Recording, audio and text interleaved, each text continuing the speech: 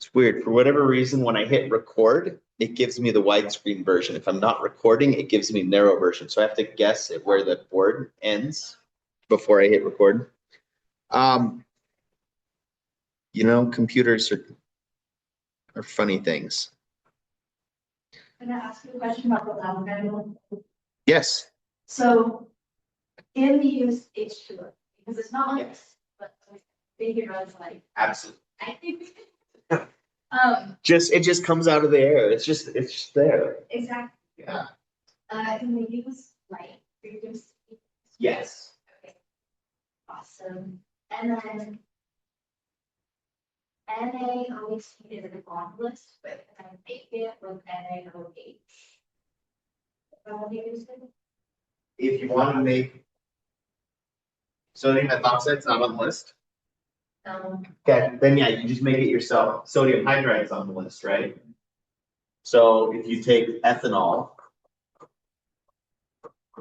plus sodium hydride, that gives us H2 as a gas, which leaves, and NaOET. So you can even do that in the same, you don't have to run a purification step. If you did this first, you just have to make sure you do it in the absence of water. You can't do it with water around. Okay. But if you did this in and just kept that ethanol and then added your reactant into it, then you could get that sodium methoxide that way. Thank you. No problem. All right, so the first half is not so bad. First half's all stuff we've seen, right? Yeah. Well, it was like still like stuff that we just did, so we didn't have a lot of practice. Using the O-ring triangle in as a step was like we've done once when I was used. So usually what we say is the peroxide's over here and the other reagent's over here. This just the first step is making Grignard reagent. I think that's about it. Okay, so our Grignard reagent looks like for CO, not PR, but same thing.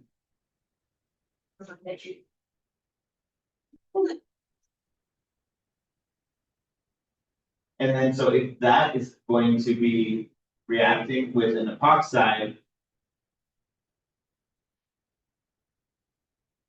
we just do the ring opening reaction. This is a strong nucleophile. We just make the carbon itself a strong nucleophile.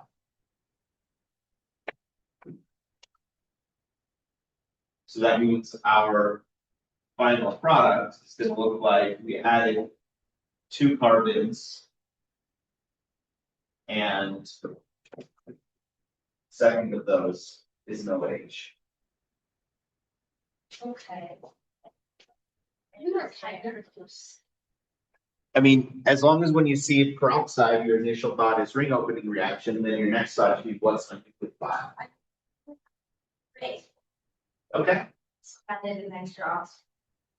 Because I saw diet leaker and I was like, oh. So the diethyl is just our B products. Yeah, I didn't. Yeah. Didn't get empty. Well, our first 2 labs next quarter will be making Grignard reagent and then using the Grignard reagent. So the water, so after the reopening reaction, this is a negative charge. So we can switch the proton source.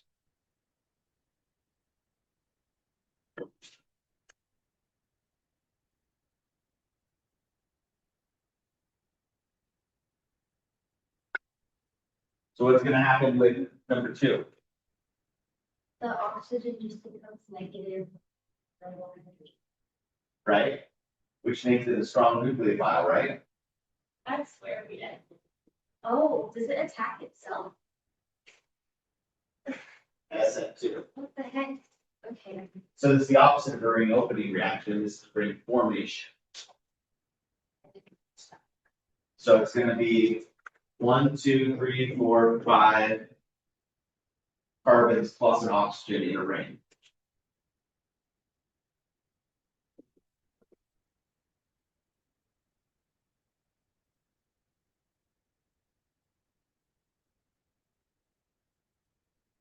So this is a Williamson ether synthesis within the same molecule. I wasn't expecting.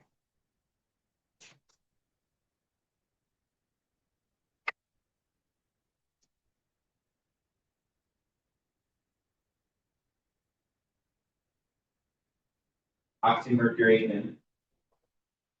So we're going to oxymercuration is what we're talking about, right? Yeah. So we're going to attach our oxygen, our nucleophile, to the more substituted carbon. So we're going to end up with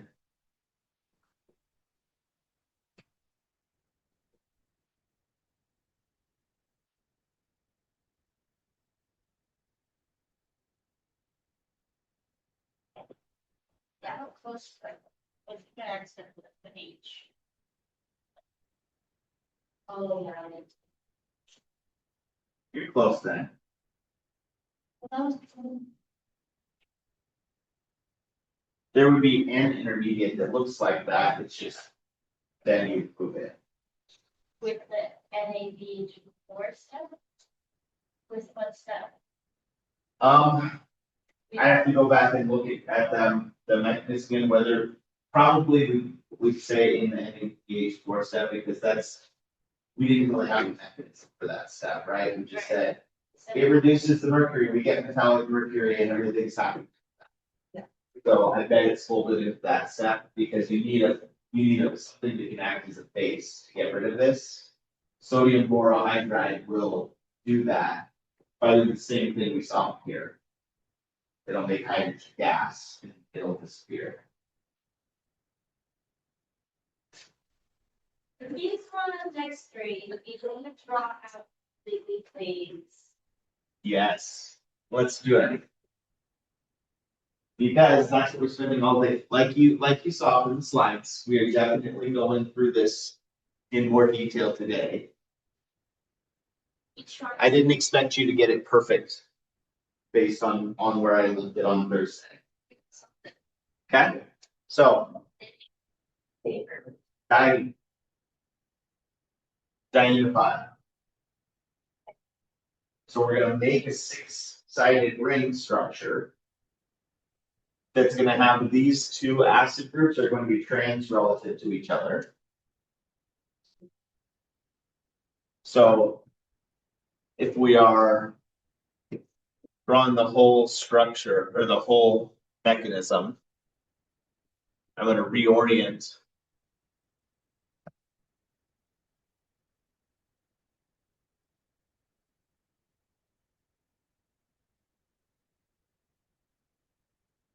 these electrons are going to move over here.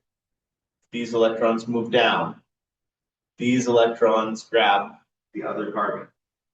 So we're breaking 2 pi bonds and moving a pi bond. So and we're making 2 sigma bonds, and here's our new pi bond.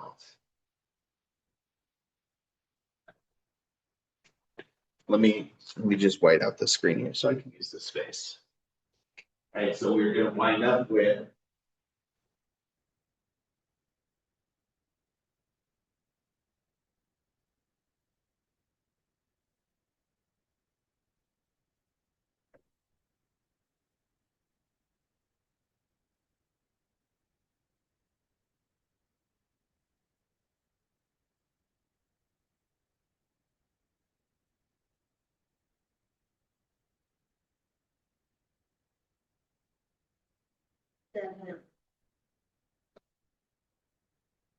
I mean, I kind of got the branches, but I didn't get them to complete the task. yeah, so this part, that's our original molecule. Okay. These are the 2 carbons with the carboxylic acids that we added. So it's still 1, 2, 3, 4, 5, 6 carbons. It's still a cyclohexene. We just added another 6-sided ring to it. So we're drawing it in more of the 3-dimensional shape. It's going to look like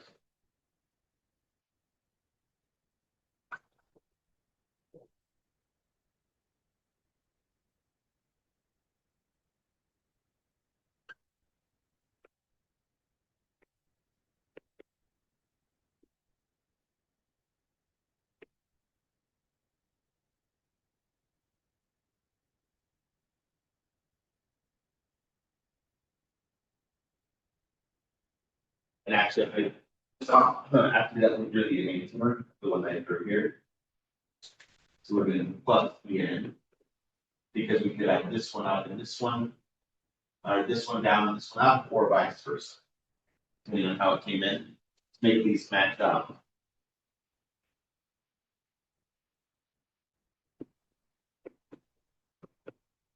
It's gonna look a lot messier because it's gonna. They're gonna be crossing the other way. So it look like they're interfering with each other.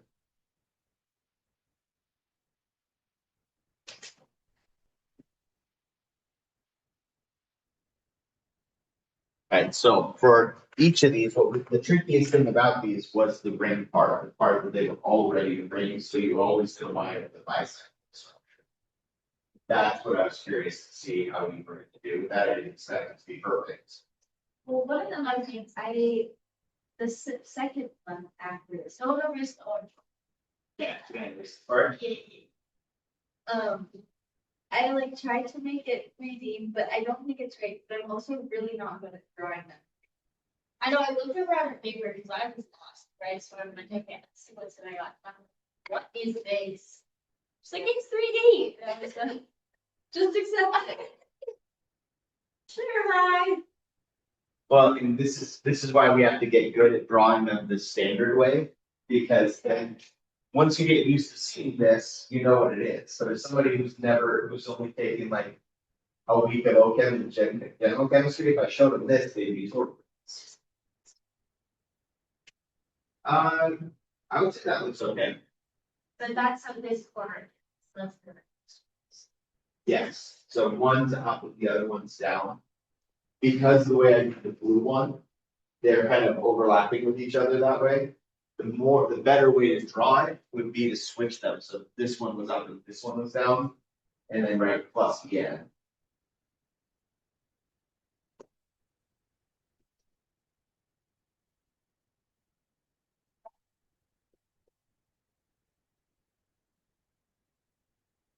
So this one's gonna be similar. Except the bisided part is gonna be a 5-sided ring, so it's a 1-carbon bridge.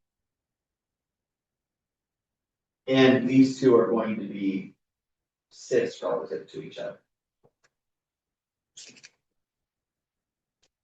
So we'll get something that looks more like.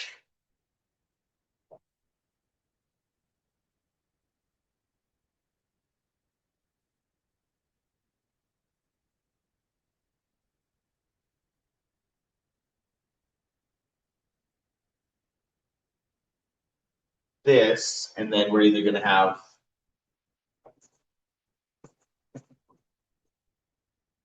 either both of them down. Yeah.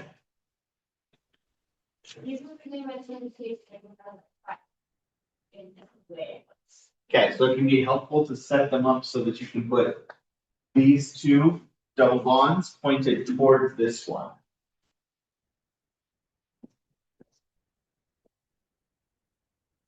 So we have this molecule, and then we're gonna have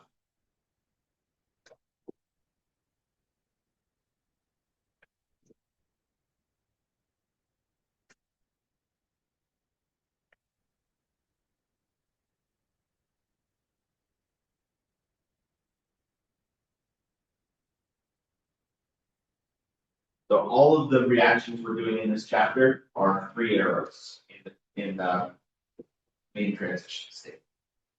It's always going to be 3 pairs of electrons moving roughly in a circle. Which is why this entire chapter, this class of reactions, is called pericyclic reactions. Pericyclic means roughly in a circle.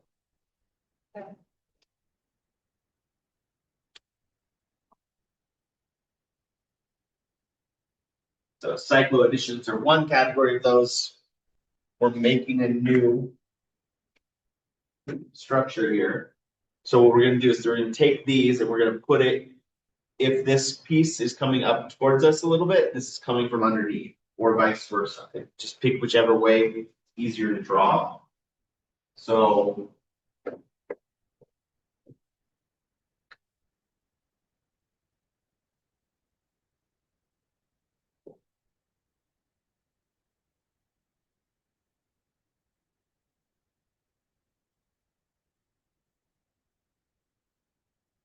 Or, so this one, because we have two different constituents, we're gonna get 4 possible isomers. We can put both of them up with the cyanide on top and the acid on the bottom. Both of them up with the acid on top and the cyanide on the bottom. Or both of them down, both possibilities.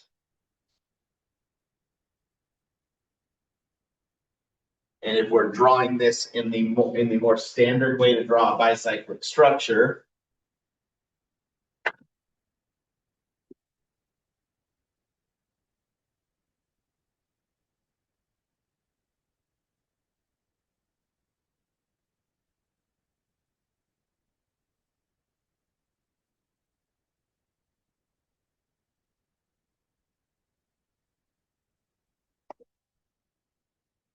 plus the same thing with those switched, plus the same thing with both of them up.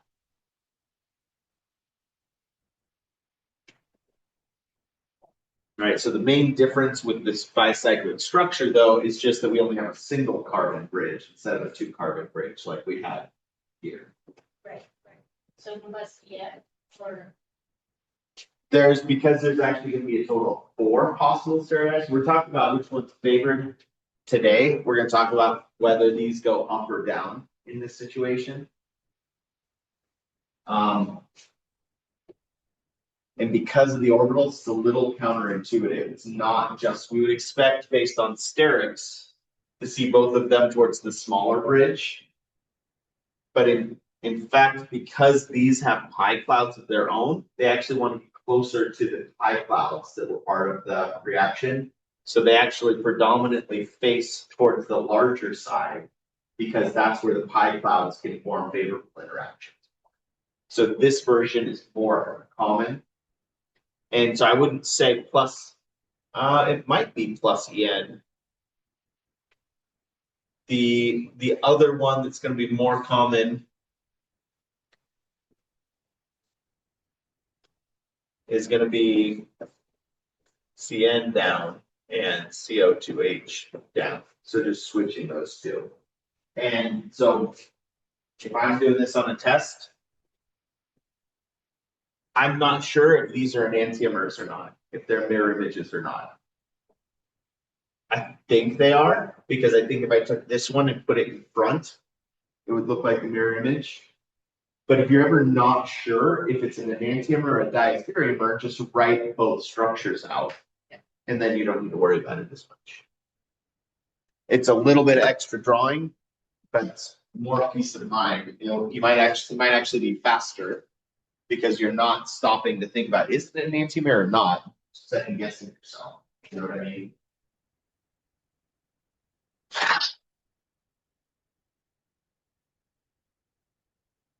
All right, so now that we've done those two.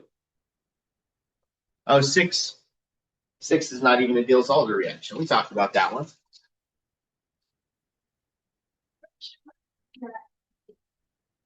So 40 degrees is considered high temperature for this reaction. High temperature means we favor thermodynamic product. So the thermodynamic product is going to be the one that allows us to make the most substituted out. Right, because our options are either our intermediate is more stable, our resonance structure is more stable to get the kinetic product, or our final product is more stable than the thermodynamic product. For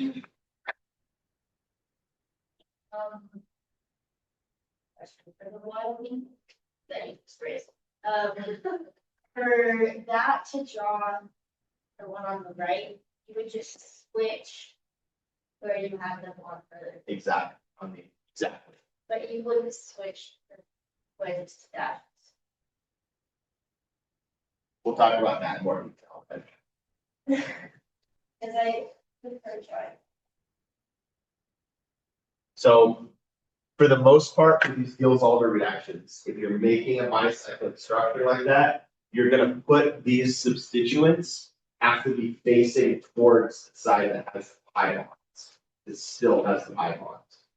So they're not gonna be pointed up. If this is pointed up, they're gonna be pointed the other direction so that they're closer to the pi bond that's gonna be forming. And if that doesn't make sense yet, just wait, I have slides. So our intermediate here, our most substituted possibility, if we put the hydrogen here, we could put the bromine here, which would be the kinetic products, because that comes from the intermediate that looks like this. So this resonance structure reacts, we get the kinetic product. The other possible resonance structure, be moving these over here, puts positive charge down there, pi bond there. This is not as stable of a resonance structure, but it gives the more stable product.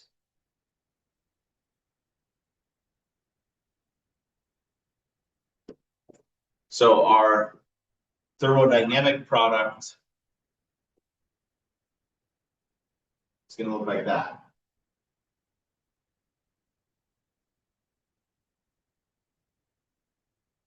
And we're going to get an R plus an S.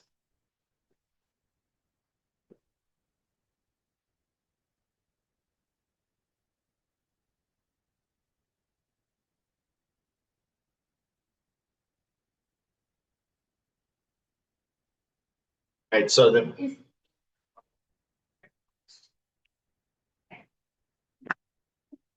and so really to be more consistent, we drew it as a wedge. We could just say plus En.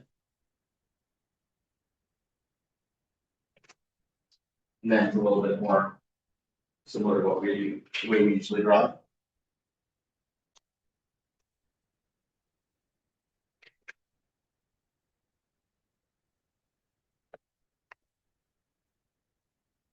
What else is there? There can't be one. What's that? What imagine? We haven't touched on alpha carbon chemistry and carbonyls yet. We still have to do your carboxylic acid derivatives, and then the reactions that happen with the alpha carbon. But you're right, we're closing in. We've covered the most important topics by the end of this. We're just finishing some stuff out next quarter. It'll be, the pace will actually slow down a little bit next quarter. Sorry, we have to do aromatics too. That's the first thing we do. Aromatics first. And then we'll jump into carboxylic acids. I always forget like how simple the stuff is that we're dealing with versus what's actually. Where this is very much just starting, we call it working with the toy model. Because if you can make it make sense with the small models, when you scale it up, the same concepts still apply, but you're not, you want to learn the simple stuff with everything else there. So that's why this is a bio majors, pre-meds, chemistry majors all take this class their second year, so that you're set up to take biochem your third year, fourth year. But you gotta have this first. All right, so these are the pericyclic reactants. We've talked about cycloaddition is one we spent most time on so far, that Diels-Alder. We'll talk about electrocyclic and cyclotropic reactions. If not by the end of the day, then we might have to finish it up at the beginning of class on Thursday before we go into a review.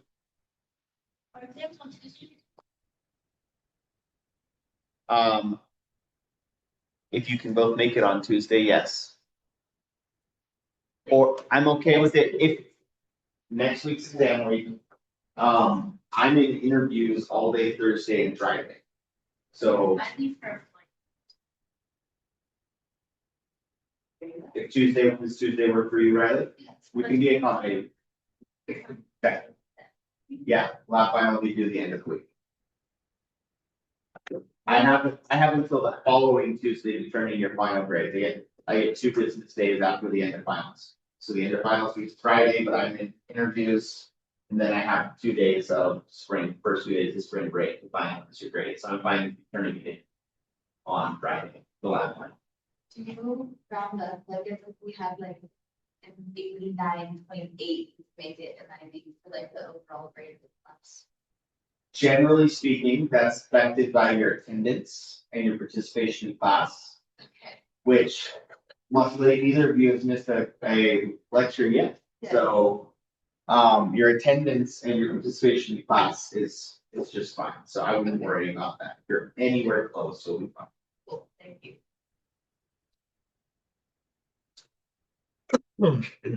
All right. Let's look at the Diels-Alder reaction in more detail. These are repeated some of the slides we went over, but review good enough. Nope. 7 days. I have an exam the Monday. The Monday we come back, right? My disease domestic test. You'll be ready for it. You'll have had a whole week off not thinking about high school at all. So we'll be fine to speak here. Oh, so your spring break in UNR is next week? And then I have a group project due when we come back, which we just started. She just had us start and we have to propose a business. And she's like, you get like 2 weeks, make a business. 2 weeks. You'll be okay. It's all fake.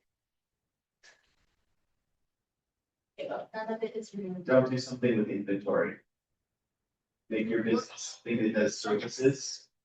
So make it a veterinary clinic or a tutoring service. We have a few mistakes.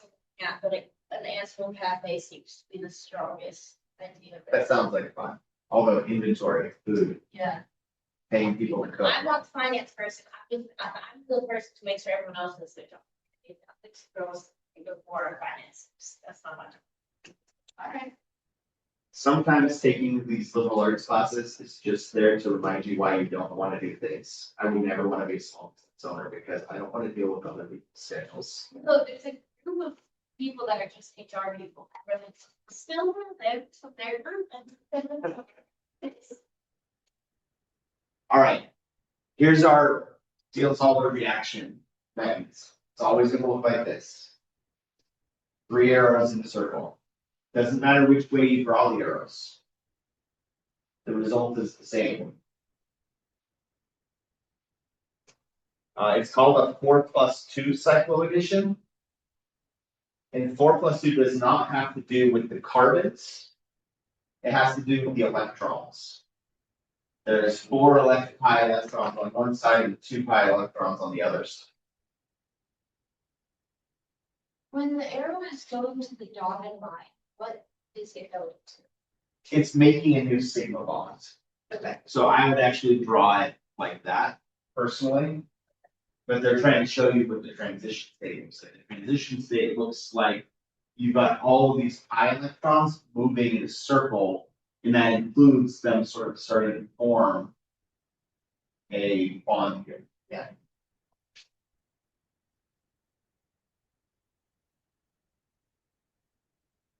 Wait, Gen Chem has their abstracts today, what is next one?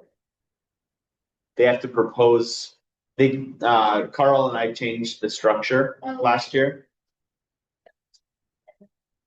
You propose your project at the end of 102 so that you can start your project right when 103 starts. It actually makes a lot more sense, except for the students that stop after 102. They just have to propose a project and then don't do anything. Right. Yeah. Yeah, exactly. So this way does make a lot more sense when it comes to getting stuff done in 103. All right, so here's our overall reaction here. This is going to be a downhill energy reaction all the time because we're giving up pi bonds to make sigma bonds. Sigma bonds are inherently more stable than pi bonds, right? So we know that this is downhill in enthalpy. Which side is favored by the entropy? Versus. reactants, yeah. Because it's got more pieces, it's got more randomness. So that's why you can also have what's called the retro Diels-Alder. Retro means reverse. Right, so Diels-Alder reaction makes the cyclostructure. If you take that product and heat it back up, you can get it to go through the retro Diels-Alder and go back to being, it's not quite like an elimination reaction, it's the same logic as elimination favored at high temperatures. But in this case, it's not truly an elimination because they're actually breaking carbon-carbon bonds. Favors. Chaos. Right. We went over extremely. And will be favors. Enthalpy favors the products, yeah. Because sigma bonds are more stable than pi bonds. Bruce throw fancy words out there like microstating. Not it. We're kind of sort of like a whole chapter behind. So we went really quickly through it. I only have like half a page of notes from all of yesterday. So we just like skip that slide, skip that slide, skip that slide. That happens sometimes, Yeah. especially in WBC years, So he was World Baseball Classic. It's the World Cup for baseball. It happens every 4 years, similar to the World Cup. he lets us know at the end of every. And the US is in the finals tonight against Venezuela. Oh, that's exciting. I think I'm rooting for Venezuela. They're the underdog.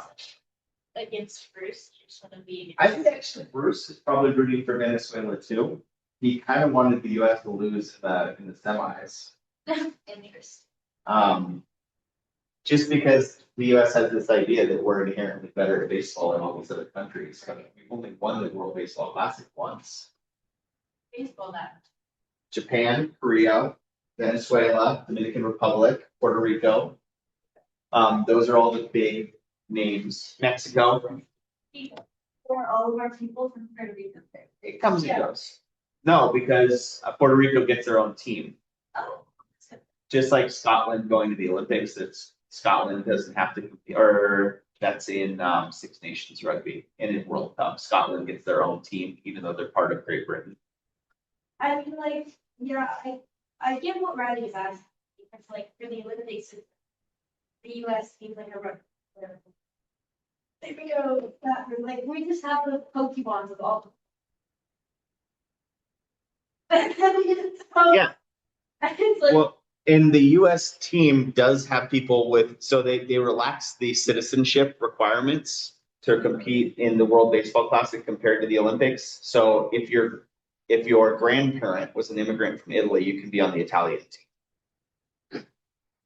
So there's a lot of people that were born in the US, have lived in the US their whole life, that are playing for Israel or playing for Italy. So Italy actually beat us full play. okay, And then lost to Venezuela last night. got it. So it's fascinating. And baseball is, I will give you this, Taylor. Baseball is kind of a dying sport a little bit. They're trying to keep it relevant, but there's still a lot of people worldwide that still play baseball. There's countries that play baseball almost as much as they play soccer. Especially in the Caribbean and South America and Japan. All right, so we talked about this the other day. If it starts cis, your product is cis. Starts trans, your product is trans. If you make something that has an internal mirror plane, do we have to say fuzzy end? Why not? What would the mirror image look like here? One of them going like, yeah. Isn't that just the same molecule? Right. So, does anybody remember what that's called?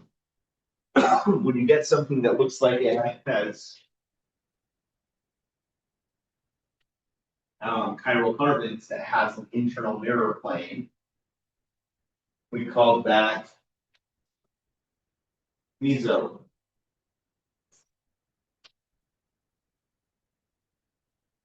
And that one is a throwback. It's been a while. But if X is not the same almost as it's X and Y, then you would get plus EN. Because then it wouldn't be symmetrical. Because it wouldn't be symmetrical. You don't have that mirror image or that internal mirror plane. Or should I give this child? Sounds like a child. That's how we are cats. Okay. That's fair. It works. It gets your attention, doesn't it? Well, Yeah, the CDC kids are walking around, I think. I just wanted to kidnap a cat and bring it home to AJ so that he doesn't see that we can't look at him. We're gonna just put it on the street, so you have to keep it. So You can't do that with children. I don't want to do that. I don't think. Their parents. That's probably the best for everyone. Yeah. All right, so here's some practice with these.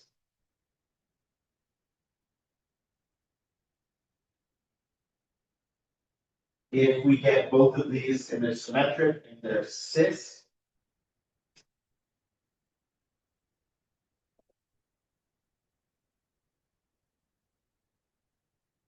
We're gonna get the cis product. Rolling through. It's worse than that.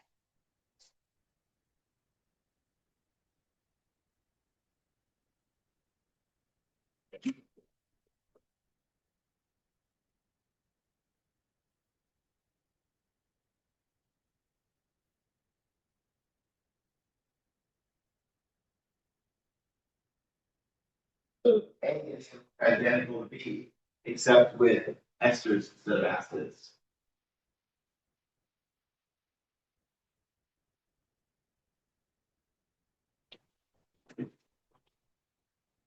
C is still gonna make that cyclohexene structure. We're just gonna wind up with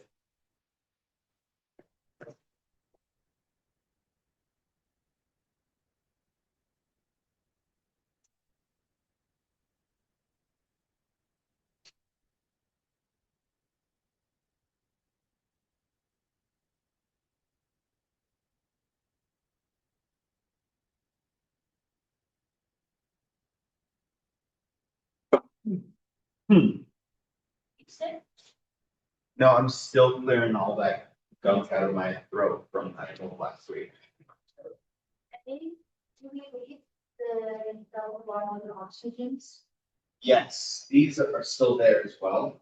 So these have the bonds too, right? Because they're Yes. carboxylic acids. So a lot of times, one of the things that makes dienophiles more reactive is if you have electron withdrawing groups on either side. And the easiest way to do that is have conjugated pi bonds because that's going to kind of pull through the resonance, it's going to pull electrons sides. But having it like that means it's more likely to react. So most of the things we see attached, in fact, all the ones on this page, everything that's attached to our dienophile has a conjugated double bond.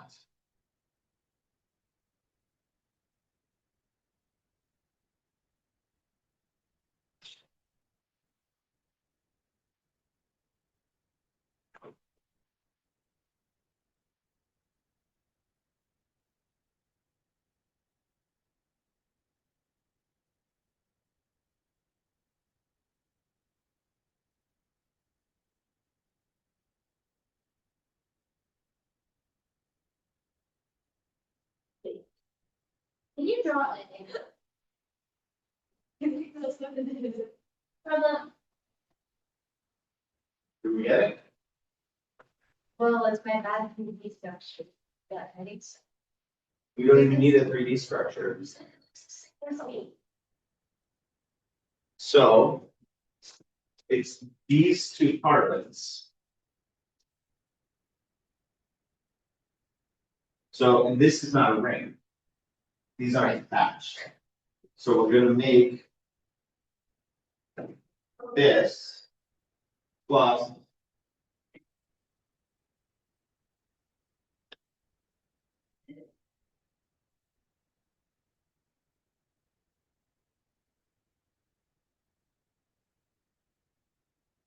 So we just, yeah. Not this ring. We made a new ring here on this side. Okay.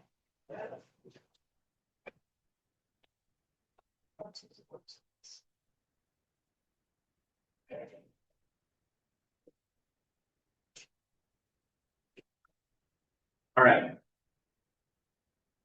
We can draw the arrows first. I would take this and I would rotate it. So that it looks like the other ones, but it's, if I wasn't gonna.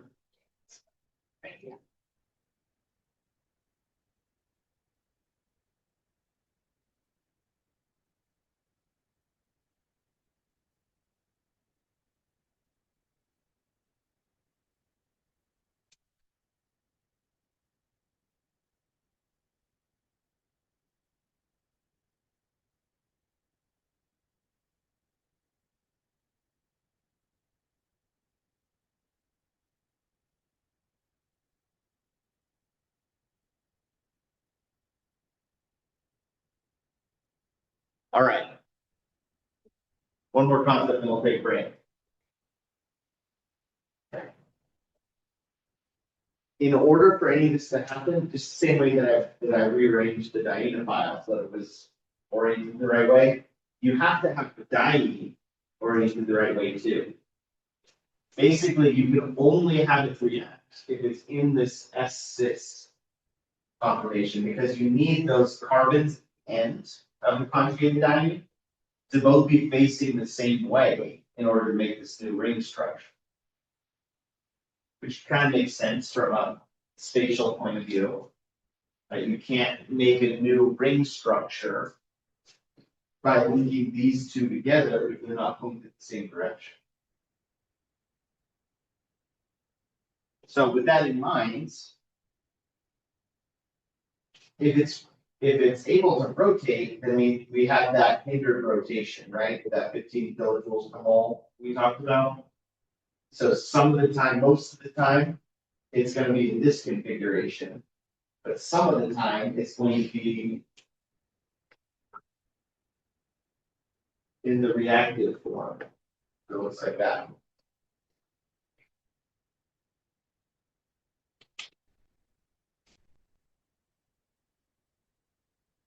Can this version do that? Get into this form. Can I take this and rotate it so that the two alkane pieces are facing the same way? I mean, not without breaking that, right? So this is basically stuck in the S-trans configuration. Where there's nothing we can do to make it so that it becomes S6.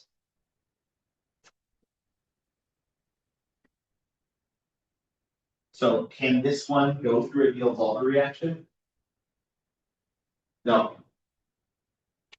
What about this one? Yeah, in fact, it's stuck not in the S-trans, it's stuck in the S6. So it only exists in the most reacted version. So if we're ranking these molecules from most reactive to least reactive, which one's going to be most reactive?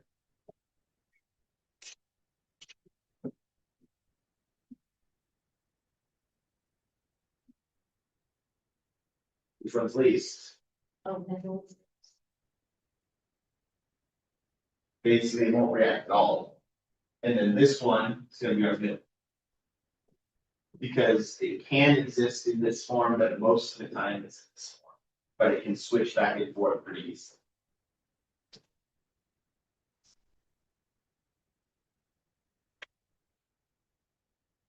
Right, so that's one of the reasons why we see molecules like this used in the Diels-Alder reaction a lot, because it makes the reaction go much faster.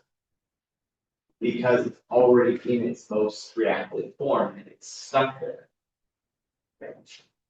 But that means we have to get good at drawing isotropic structures. Okay.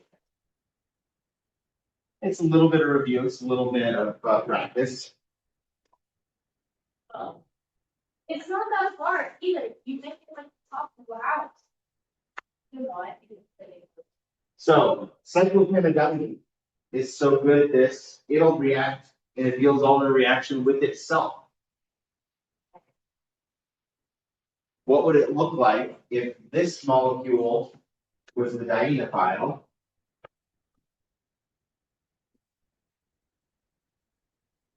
This molecule acted as the diene.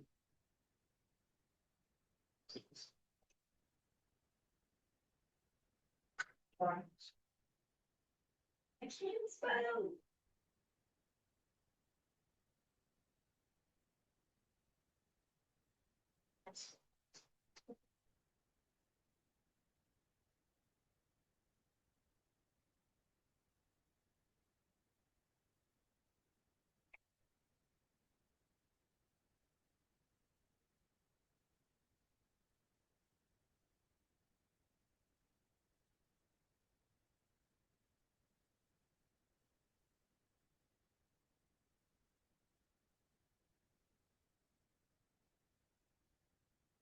Oh, the thing.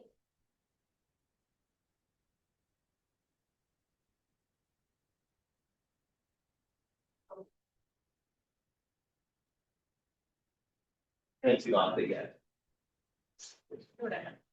You did notice, but.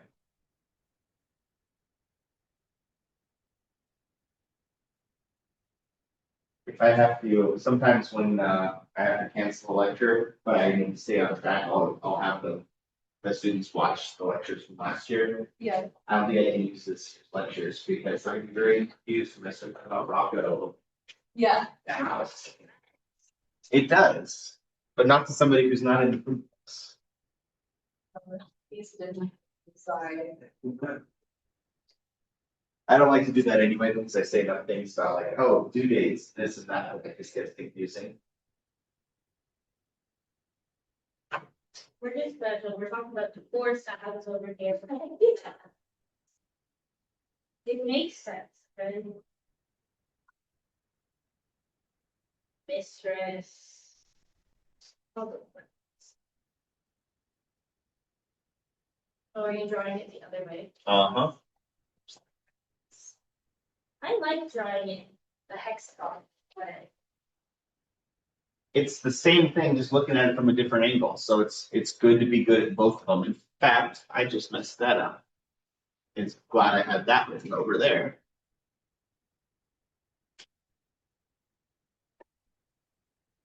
They're very flat, uneven, they're very flat. First looks like it looks. Thank you.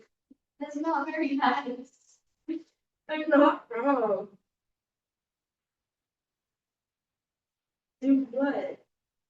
Just make it more exaggerated than you think it needs to be, and then it turns out perfect. So like. I wish you. All right. There's a good place to take a break. So when we come back, we're going to talk about which direction it joins from. Is it going to be is this extra piece pointed down or is it going to be pointed up more frequently? Like I hinted at. I gave you the preview. Yes. So let's take a 10-minute break. Let's come back at 11 o'clock. We'll go from there. A lot of notes. We go back to. This is what having that. It's nice, right? Oh. Yes, and you're like, yeah, it is. Realize what? But I might give it grandma's. Grandma's. That's. Also, that's when we that.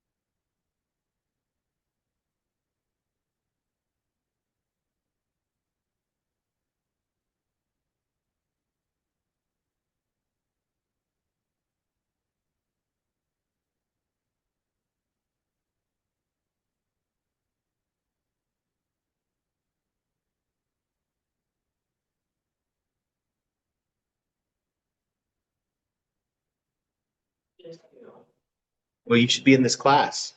Oh. Okay, know it. How are apps going? Good, I'm done. Yeah? Yeah. Heard back from anyone yet? No, Still too early. so early, I hope. The first wave of acceptances got into slow on Friday, Okay, but that was all first years. right. And transfers a little behind. And then fucking Stanford was due on Sunday. So who knows what'll happen. And Stanford was the one school that I applied to that I didn't get into out of high school. It's, So you applied. yeah, Dude. I mean, it was 20 years ago, but Fucking crazy. Like all the rest of them, all right, these are reasonable questions. I got, 700 words. I can explain my thought process. Stanford, what's the biggest problem that modern societies face today? 50 words or less. you get one sentence, you get an elevator. I mean, I kind of like that, actually. Like, you're not gonna get boring answers. Yeah. And they're gonna be quick. From someone who's reviewed applications before, Yeah, that, it made sense, but boy, was it fucking hard to write. yeah, Like, I was like, holy. List 5 things that are the most important to you. 50 words or less.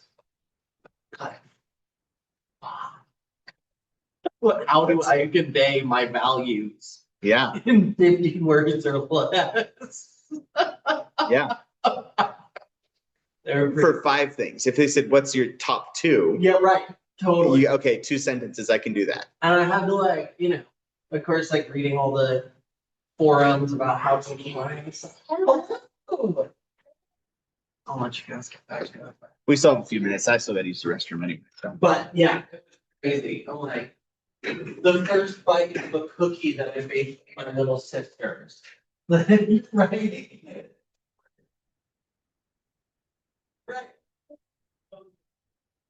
But I share.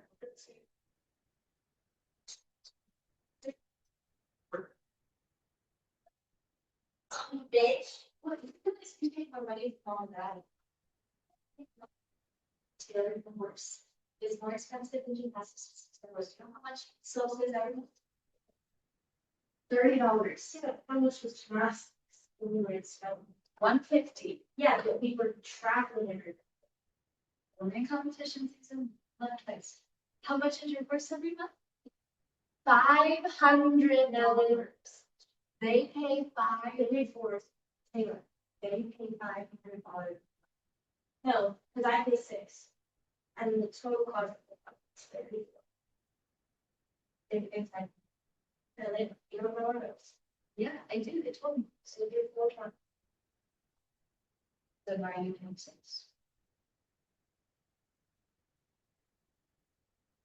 Maybe that's why they're paying $5.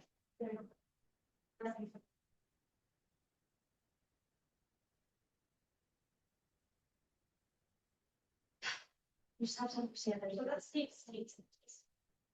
I don't think I that's really big. Taylor, come on. Don't even try to put my eyes on the shadows. No, it's your shit. Seriously? I'm not gonna have millions of dollars. Yes, you will. Amy's $40. No, she's no, yes, but that's because she gets gifted stuff.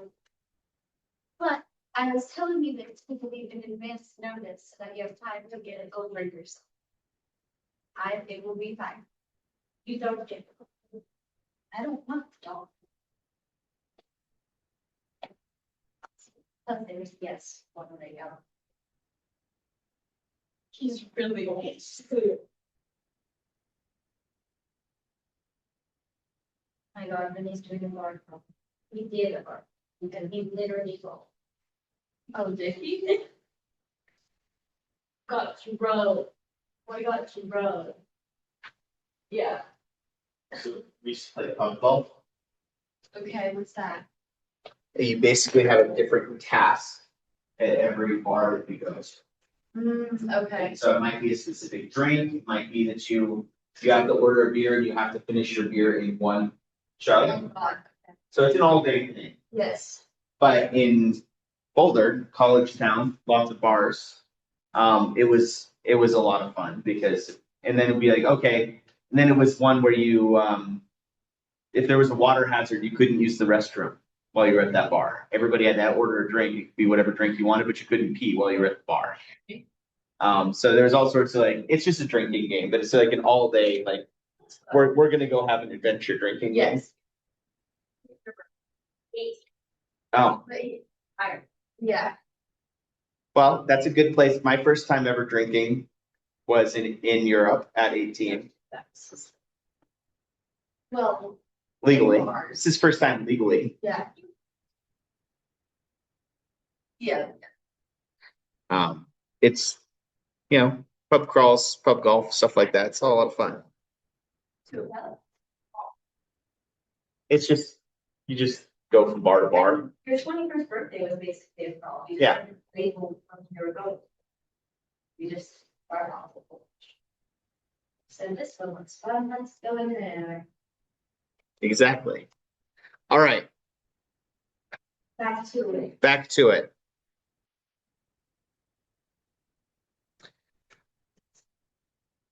So when cyclopentadiene reacts with a substituted aminophile, we have two possible products. Either we wind up with our substituent spacing down or substituent spacing up. So down is called the endo product. And it's endo because it's pointing toward, endo means inside, right? So in this case, endo because it's pointing towards the other big piece of the molecule.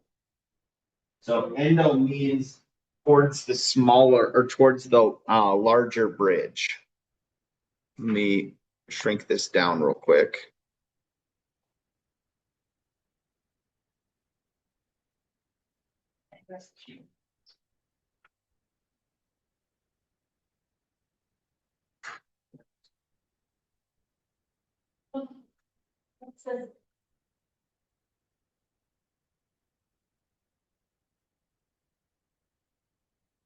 And so if we're choosing between the direction that has a one carbon bridge versus two carbon bridge, endo is pointing towards the two carbon bridge.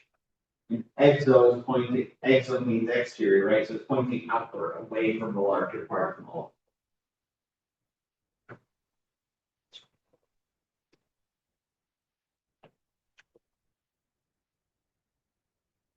So if we were just looking at sterics, we would expect the exo to be favored. Yeah, I set the box. But We talked about this, the double bonds want to be closer to the other double bonds. exactly, so. Whoa, that's right. So if we have our dienophile coming up to our cyclopentadiene, these are our two options. This is the product or the transition state that's going to give us the endo product because these large pieces are pointing towards the other large pieces. And here's the exo. But if we look at the orbitals, the diene HOMO, the highest occupied molecular orbital, looks like this.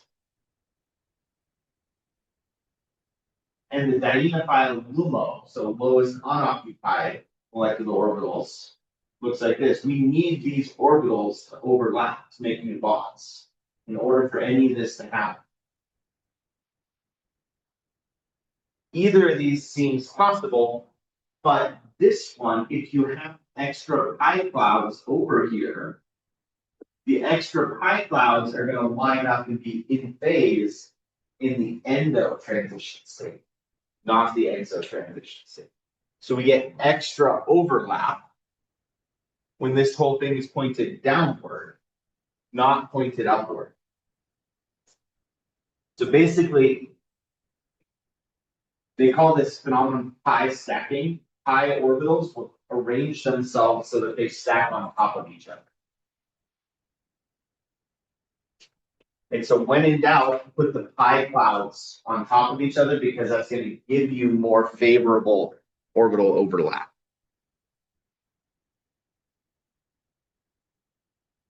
right? So your electron, your end of transition state would put an electron withdrawing group over the top of the other pi orbitals.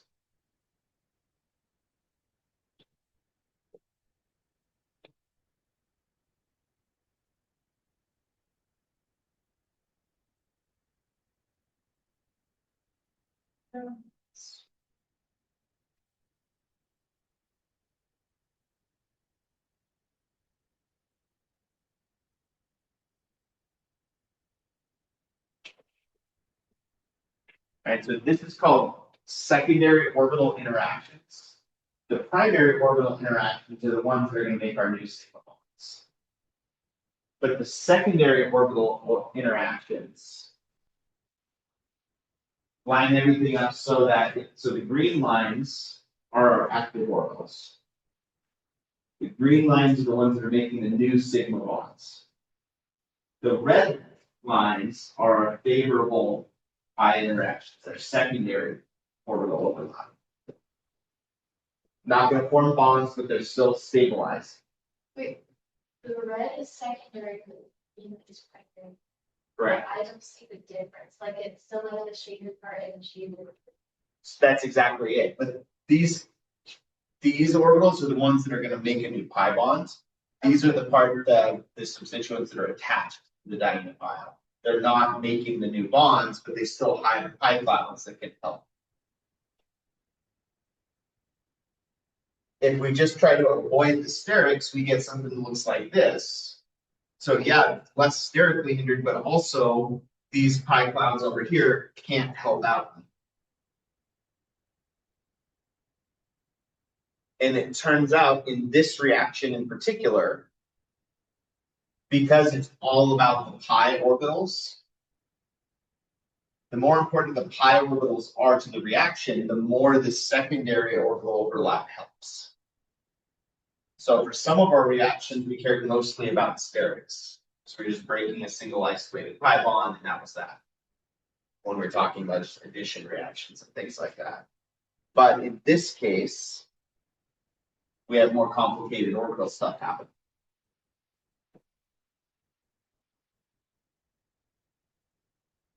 And trying to calculate the energy of multiple pi bonds interacting at the same time was what I studied in grad school.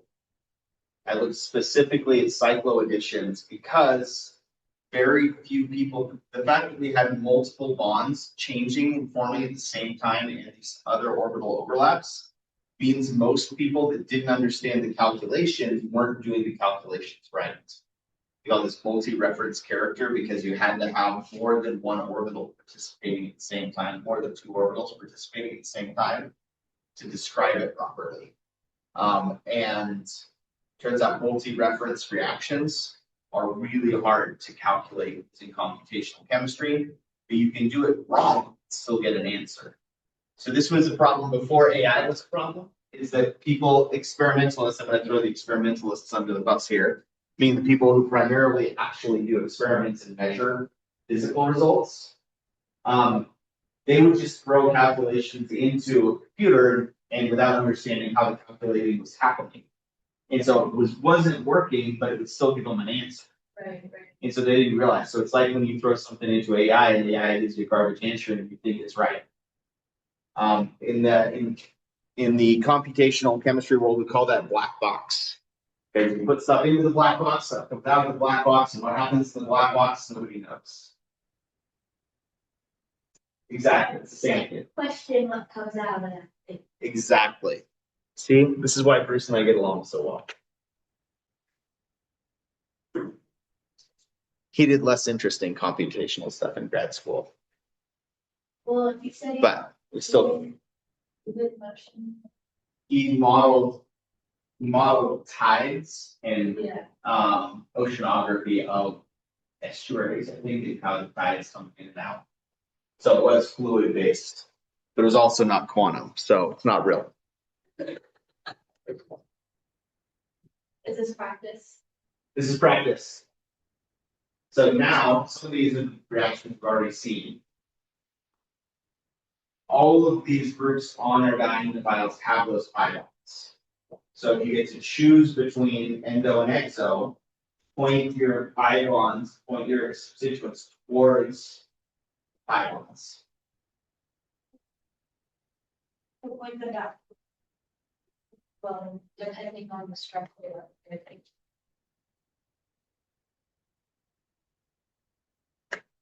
So let's look at A. I'm gonna wipe this out so I can do it over here.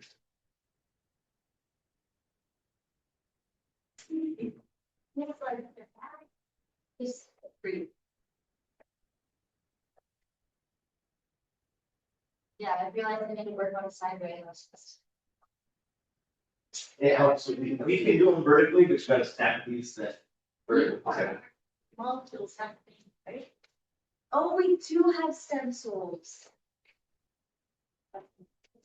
Sweet. These are nice. I'm curious.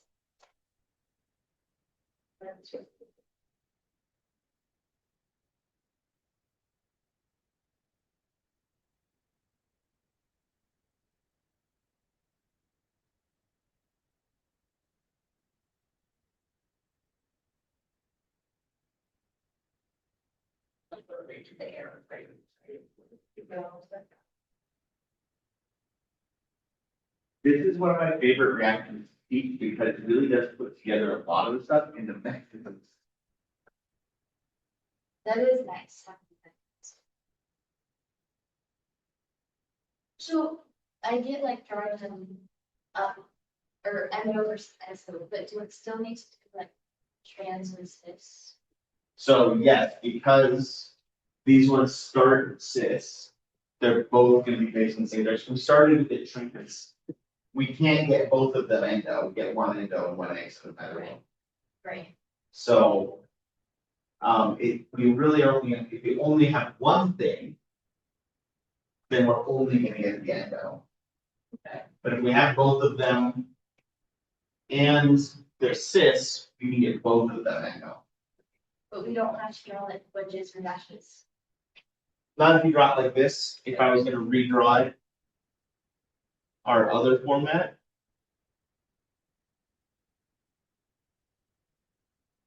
We would wanna say, okay, it's endo, so it's facing away from the bridge, pointing up, so that in both cases, both of them would be down.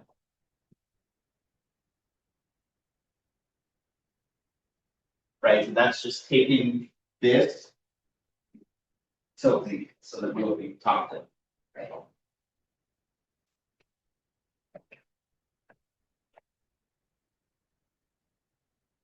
All right, Don't erase the product.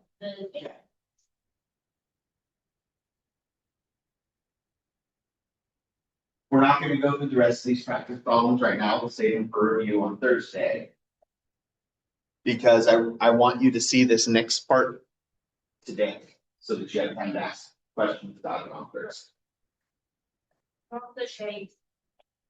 Maybe there's drawing or something. It's easier to make it. It used to be. Let's see, you can erase it.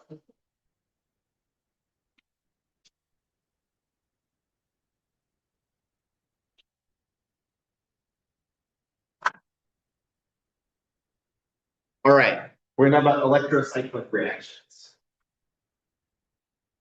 Okay, so still 3 arrows.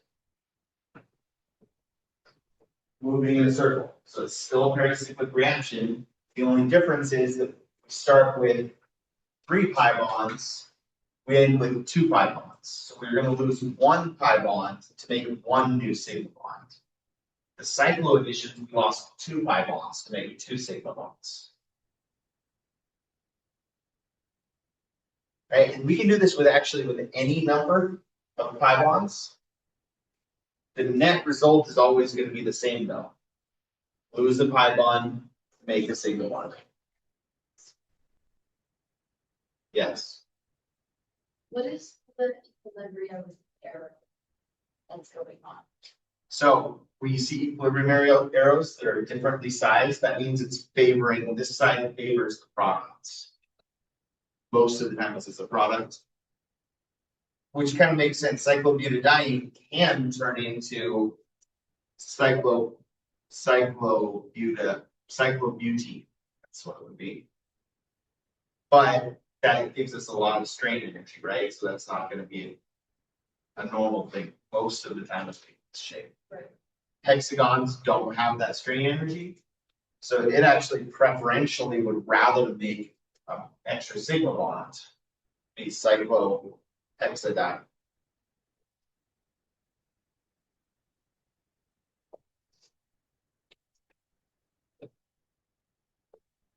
Right, so where this one gets weird is that depending on how we catalyze it, we get different stereoisters. If we just take this molecule and we heat it up, it'll go through a ring closing reaction and you'll get the cis product. But if we start with them, if we catalyze it with light instead, we get the trans product. And that's. So ignore this first thing. Just look at these first two things. If we start from this configuration, it's still there. There's going to be the same net reaction. We're just going to get the opposite stereoister, and not even in Nancy, cis versus trans, so it's a diester.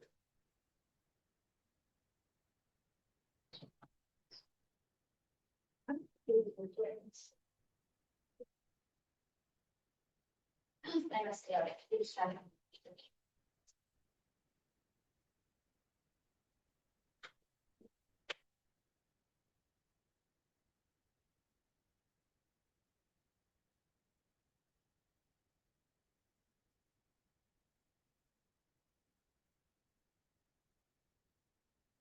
I don't need a second.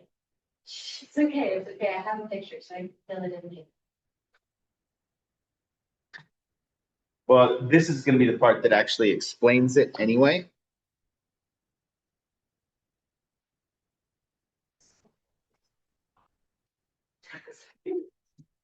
Right, still. Oh, you didn't. Oh, God, yeah. All right, so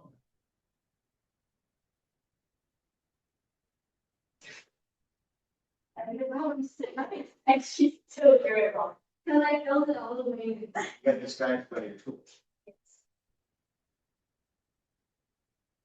All right, so the fact that we get a different product with heat versus light tells us that the orbitals must be involved. Because light comes into play when we need to move electrons between energy levels. So if we're looking at this molecule, which would be 135 hexatriene, the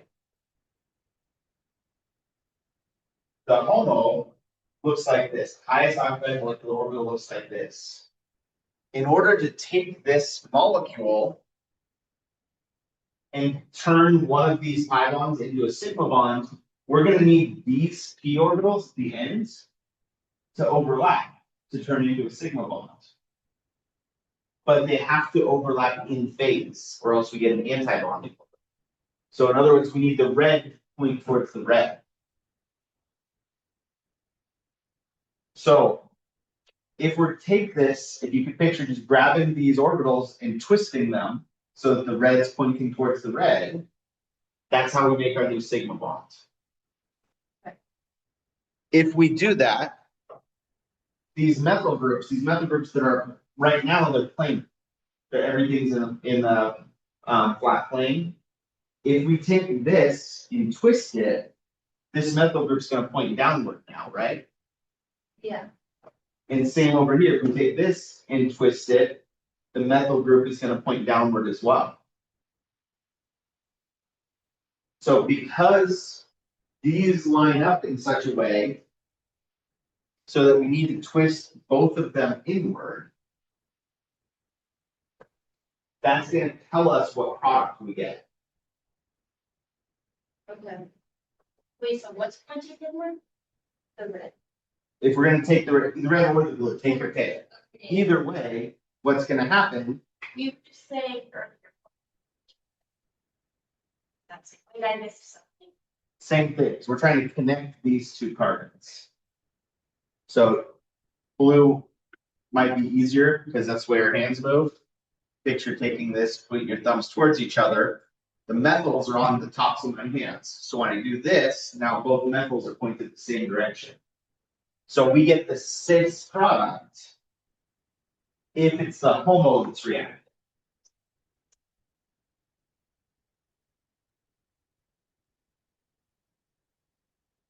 And before you write that down and forget the rest of it, it's not always going to be that way. We always need these orbitals to overlap. But depending on where the methyl started is going to change whether we get the cis or the trans product.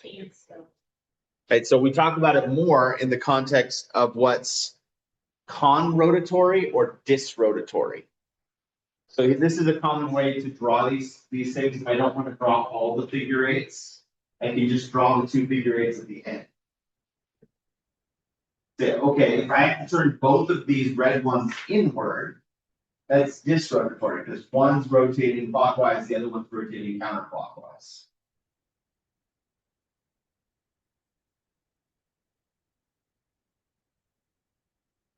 And when the orbitals rotate to overlap, they drag the methyls with them, or the substituents with them. So when you turn the orbital in opposite directions, but to get them facing the same. It's always going to be to try and get the right orbitals to overlap. It's just a matter of this one has to go counterclockwise, this one has to go clockwise, which is what I would call it disrotatory. Con means with, dis means against. Right, so against rotations, rotating them opposite directions.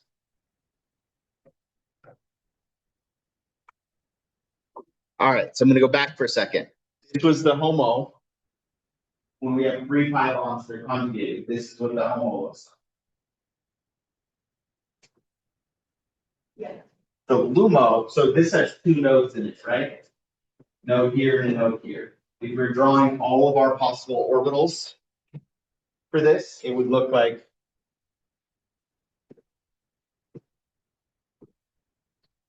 draw 6 figure eights. The lowest possible configuration would be all of them are in phase with each other. Right? The next lowest possibility would be if we add 1 node right in the middle.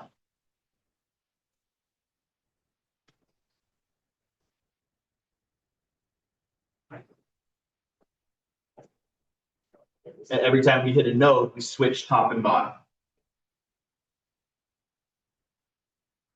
So we have a total of 6 pi electrons, right? So if we're counting this up,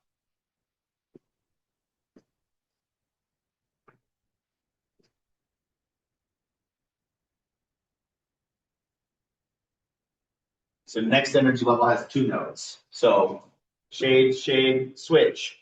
Shade, shade, switch. That's our HOMO, right?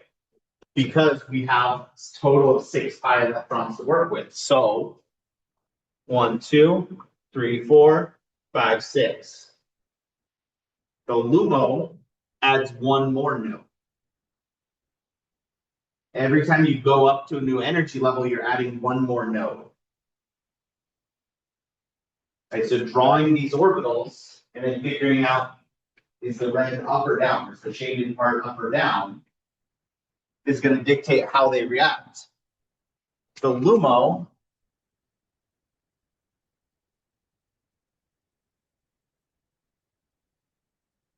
having 3 nodes, we can kind of choose to put them wherever we want.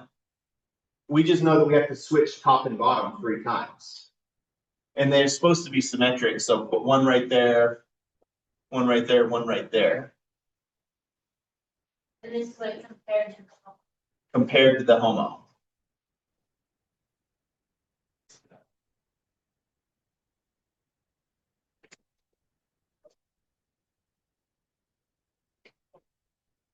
So in a meter drawing, the LUMO looks like this, which is more or less what I drew up there, right? It's shading instead of red and blue. The result of this, though, means that if it's the LUMO that's reacting instead of the HOMO, we're going to get conrotatory motion. Because we have these things flipped at the ends, the two on the ends now have it blue up on one side, blue down on the other. So now in order to get the two to rotate, actually this one's showing the red rotating, so red down, red up. In order to get them to both overlap, I need to rotate the one on the left has to go counterclockwise, and the one on the right also goes counterclockwise. Would this also work if they both had to go clockwise? Yes. And really, they're showing the red overlapping with the Newbound, but blue is just good at overlapping. So they just picked one arbitrarily.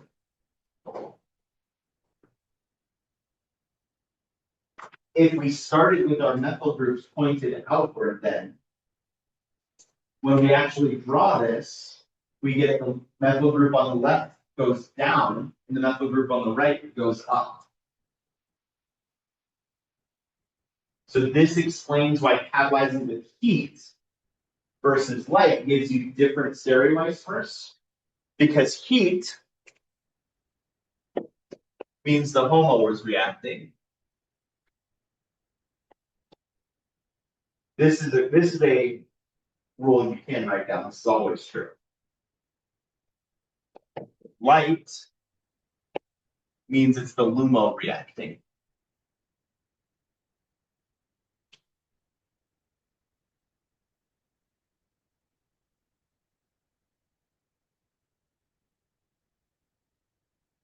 So electrocyclic reactions seem simple on the surface. You lose a pi bond, you make a new sigma bond. But figuring out which stereoisomer you get means you have to understand orbitals, at least a little bit. You have to know how to draw the HOMO versus the LUMO, and you have to know that light means the LUMO reacts, heat means the HOMO reacts.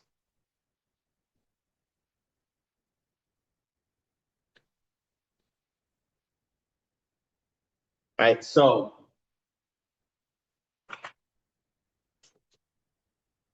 the two white American dudes that shared the Nobel Prize with Kenichi Fukui Yes. were Woodward and Hoffman. Hoffman, different Hoffman this time. Okay. This one's two F's, two N's. We've dealt with two F's, one N, and one F, two N's so far. This is the third one. Okay. I didn't know that was it. Are they on the way? No, they're all German. Well, by ancestry. This Hoffman is American, but Salmon came from Germany. They came up with this series of rules called the Woodward-Hoffman rules for thermal and photochemical electrocyclic reactions. I don't like this though, because this feels like memorizing. Okay. I like this, because this makes more sense. I can draw this. It doesn't matter how many pi bonds are in a row. If it's 2 conjugated pi bonds versus 6, or versus 3 conjugated pi bonds versus 4 conjugated pi bonds. All I need to know is, okay, the HOMO is going to have n-1 nodes. Good use of n-1 earlier, it was perfect. And the LUMO is going to have the same number of nodes as pi bonds.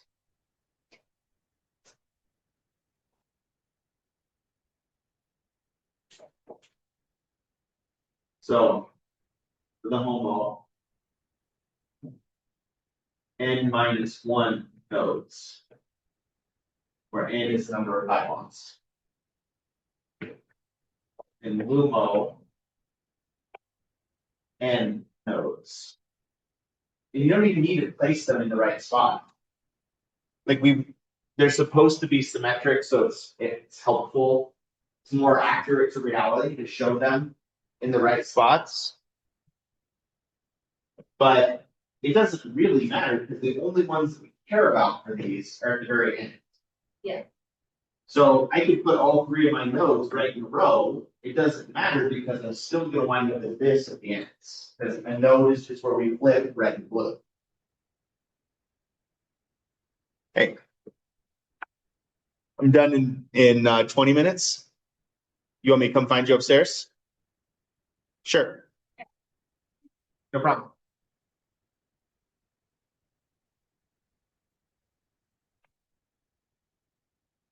All right. So let's do a practice.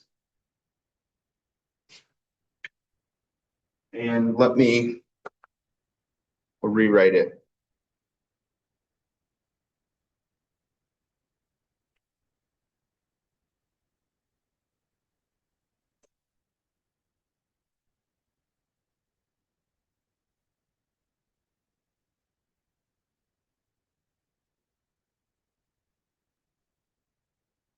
So for this reaction,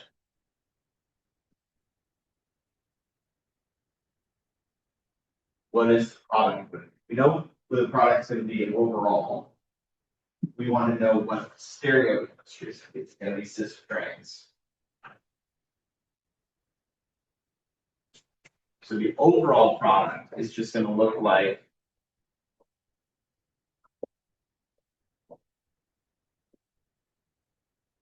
this. But we don't know if these are cis or trans relative to each other until we look at the orbitals. Well, we see that it's right, so we see. So light means LUMO. We have the same number of nodes for our iPods. 3 nodes, Correct. and we'll have 6 figure eights. And because we have 3 pylons at 6 figure eights,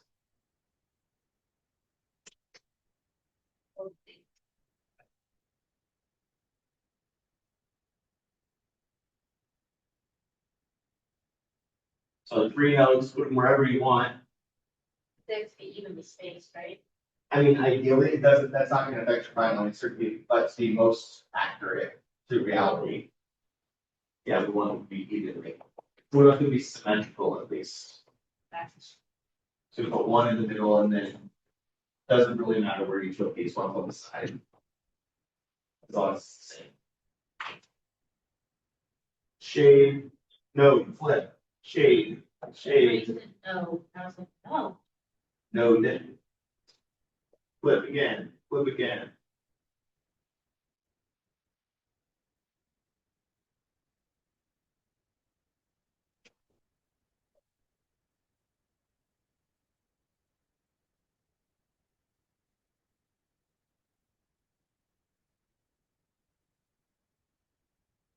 And we start with both phenyls pointed outward.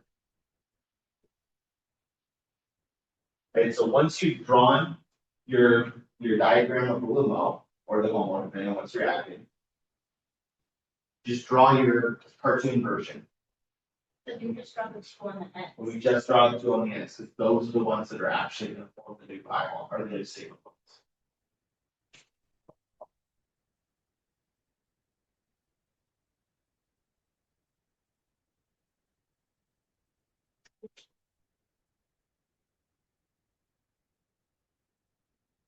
So for these overlap, we can either take the unshaded part and make it overlap, or we can take the shaded part and make it overlap. Either way, we should get the same isomer. Okay, either way, we have to take, I'm just going to make the shaded part overlap. So I have to take this, the right hand side, and rotate it counterclockwise. And then I have to take the right hand piece or the left hand piece and also go counterclockwise.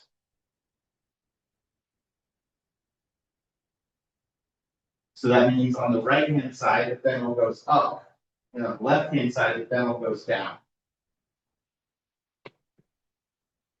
Which means our final product over here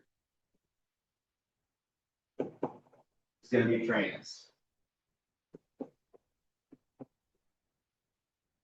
Plus EN.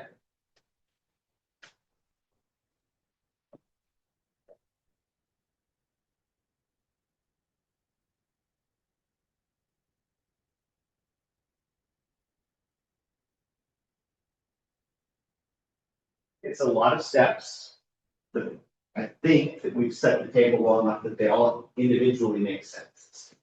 Getting them, remembering to do them in the right order.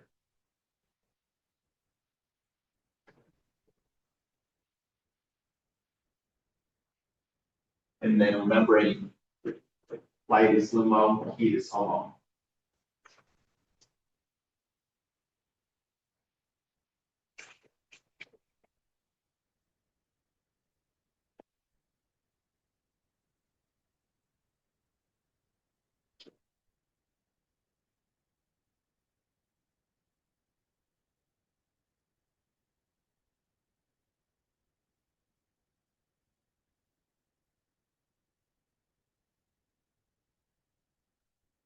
All right, we good if I erase?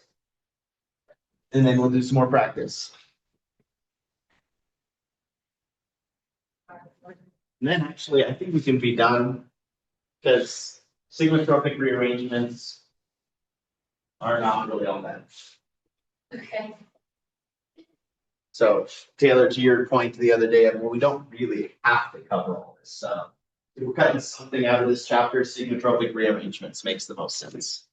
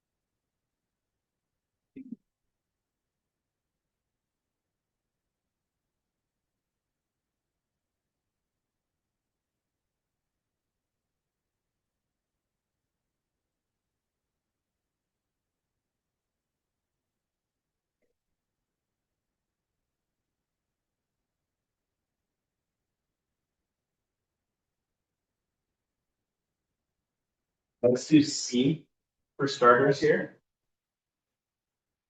This is the first one. We haven't talked about undoing the electrocyclic reactions yet.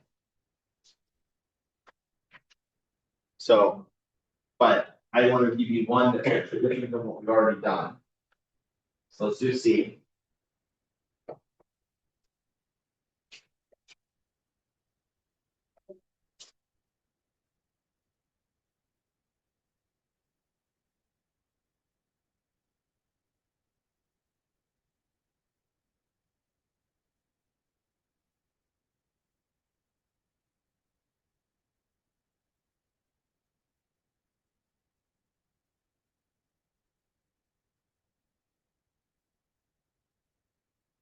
We know it's going to do that. Question is, do we get this to the trans?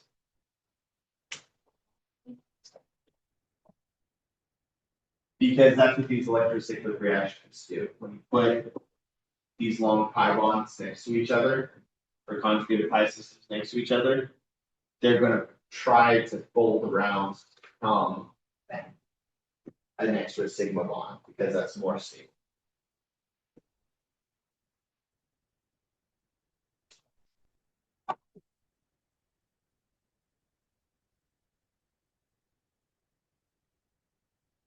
Okay, so that's the answer. Yeah. Except with that, we need to know the stereochemistry.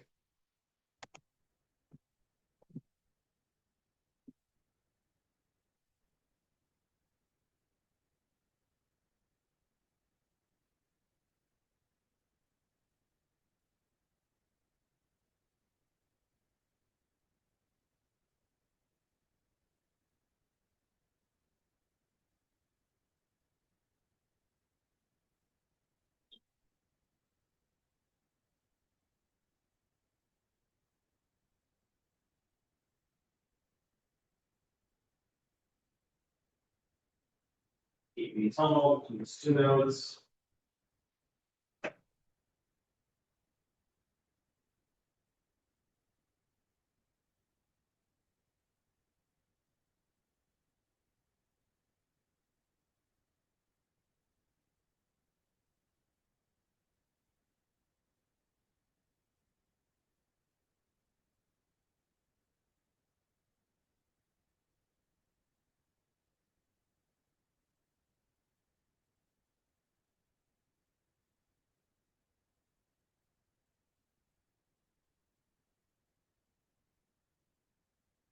Different about this one is we're starting them both facing the same direction.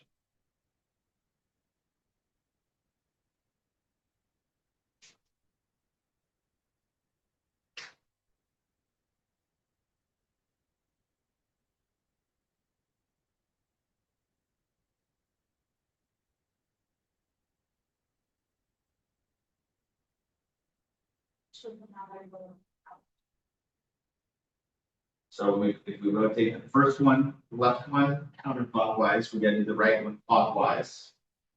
Which rotating the left one counterclockwise means the other goes up. Okay. And on the opposite side, rotating this one clockwise means the other is going to go down.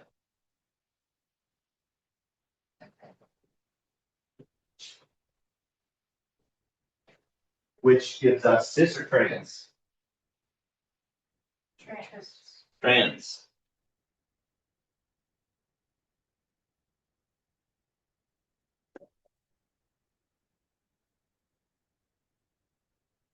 And because it doesn't have an internal mirror plane, we have to throw in plus EN.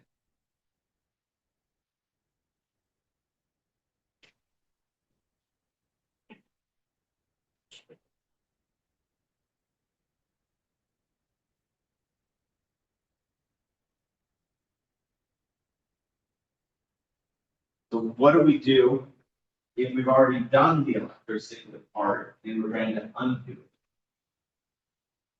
Because this reaction can happen backwards too. And it still follows our same rules. Thing is, instead of starting from the HOMO or the LUMO and trying to go backwards, or sorry, instead of starting from the HOMO and the LUMO and trying to make a new bond, we're starting with the bond and trying to go back to the HOMO or the LUMO. So this one, the way it is currently,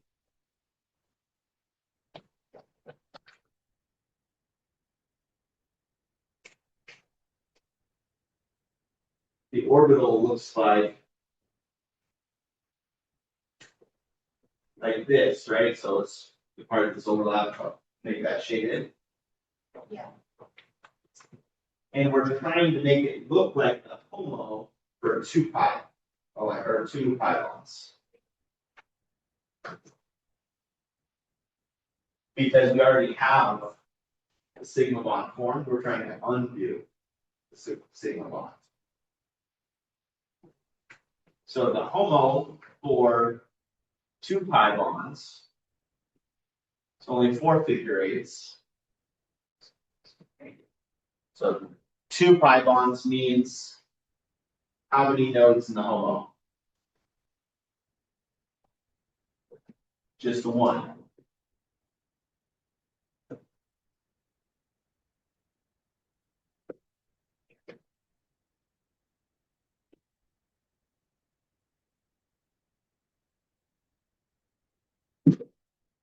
So we're trying to go from this, where we have, I'm drawing the rest of it here, we have both of these ethals up, right?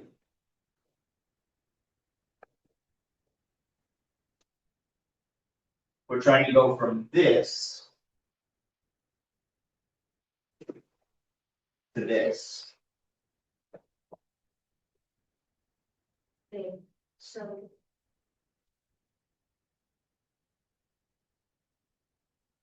Try to look for one step. This is what we have currently. We want it to look like this.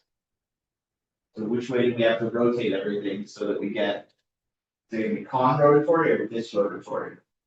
Just for trying to get close to the police space. Or both for shading. No. One down, one up. So if I take the one on the right and I rotate it clockwise, I get blue up. If I take the one on the left and I rotate it clockwise, I get blue down. Yes. So it's con rotatory, so we need to rotate both of them the same way.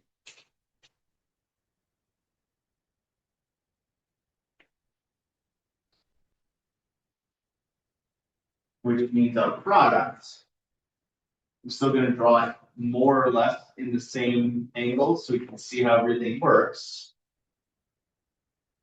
That's gonna put this one outward and this one inward.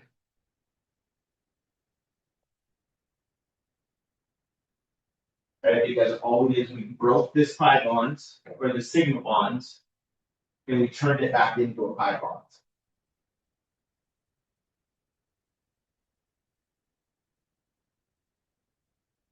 So once you have everything written, you can make the angles look prettier.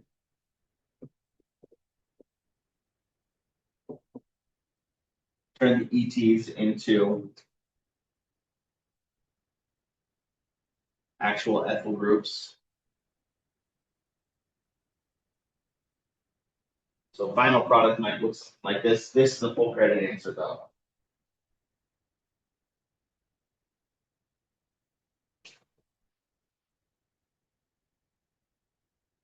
And so undoing them is trickier, but it's the same logic. Heat tells us we're trying to get back to the HOMO. If it was light, we'd be trying to get back to the LUMO. We're just starting from the sigma bonds and rotating it to make it look like the HOMO or LUMO instead of the other way around, where we started from the HOMO LUMO and made the sigma bond.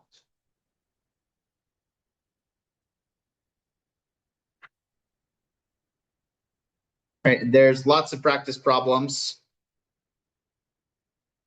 Look at that, I only had a single slide on sigmatropic rearrangements anyway, because I don't find them that interesting or useful.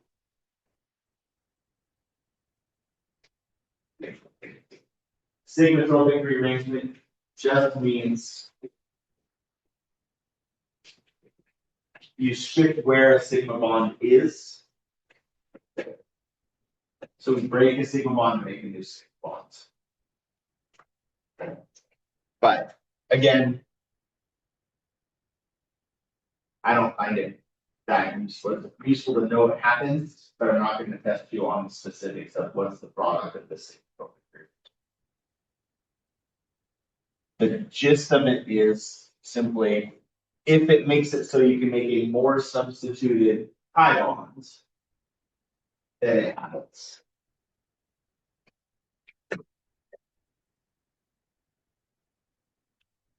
Like if we had methyl groups there, we'd wind up with more substituted pi bonds after rearranged. Okay. So that's the driving force, just try to get the alkenes as substituted as possible. But again, it's a pretty rare situation.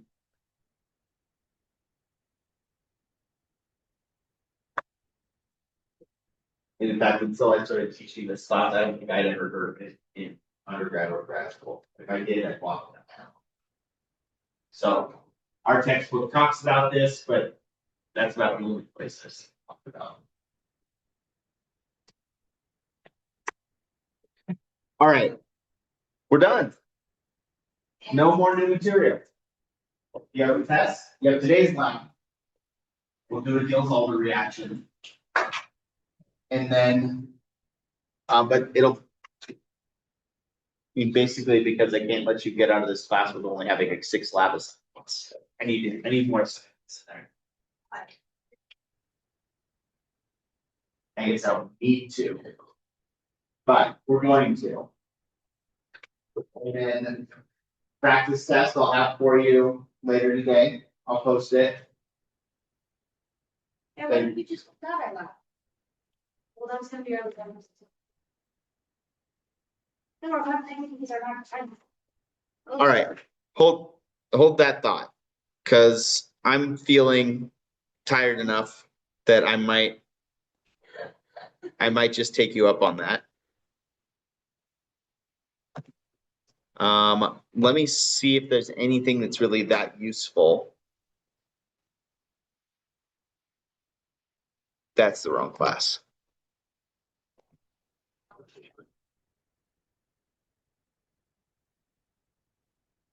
Oh. Hopefully it's been recording audio this whole time because it hasn't been recording video.